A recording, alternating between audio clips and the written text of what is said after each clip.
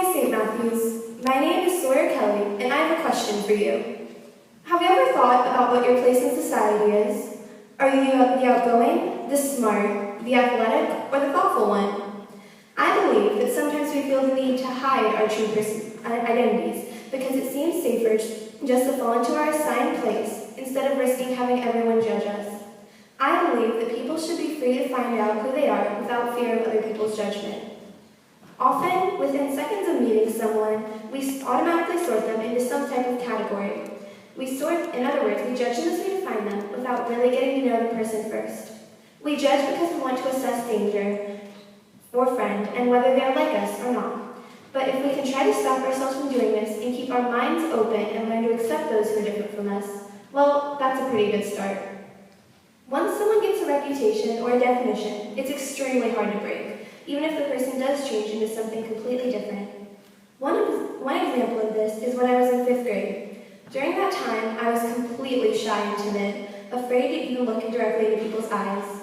Now, almost 4 years later, I feel that I have completely changed as a person. I am more confident, outgoing, and ready to share my thoughts and ideas. Unfortunately, I've found it's hard to get people to see the new me, because sometimes they assume I'm still the shy girl with not much to say. And I'm still afraid to change, because people might think it's odd that a quiet person has started to talk. But I want to be able to let go of this and let my true identity out. I think that everyone in this room has felt constrained to be something that they're not, because of other people's expectations.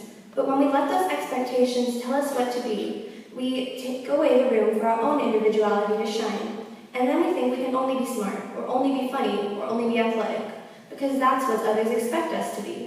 But we don't have to accept this. The truth is, we are not just one thing. We are sad and happy and funny and serious and confused, all rolled into one. You shouldn't let yourself be confined to just one trait on the surface, when, if you look deeper, you are so much more. In the scripture that Maddie read for us today, Pilate is asking Jesus who he is. And Jesus, instead of categorizing himself into a group, asked Pilate who told him this. Pilate is deciding who Jesus is based on what he has observed after only a brief conversation with him, and based on the things others have told him. This is exactly what I described happens when we are meeting someone for the first time, and it is also something that we need to break free of.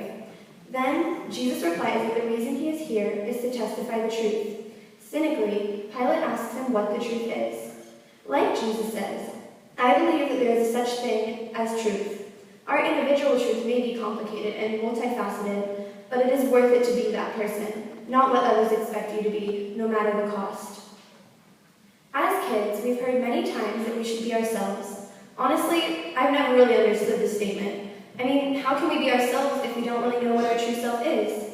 Young people are ever-changing. One day we may be super outgoing and cracking jokes, and the next we may just want silence to think. That's okay.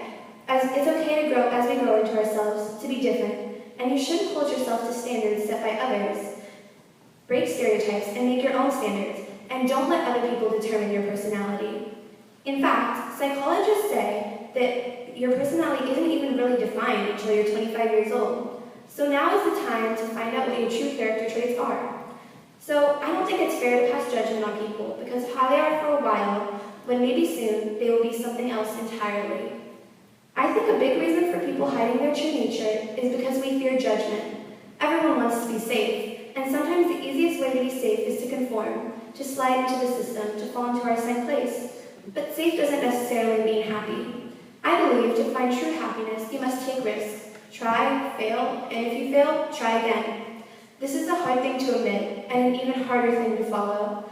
But to do this, you must trust your friends and peers to accept you as you.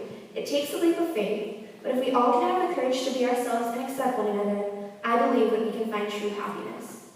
In many ways, St. Matthew's is already a very accepting community, but we can still become even more a community that is able to change and grow together. And I believe that we can make this happen if we let go of our own insecurities and don't judge other people for theirs.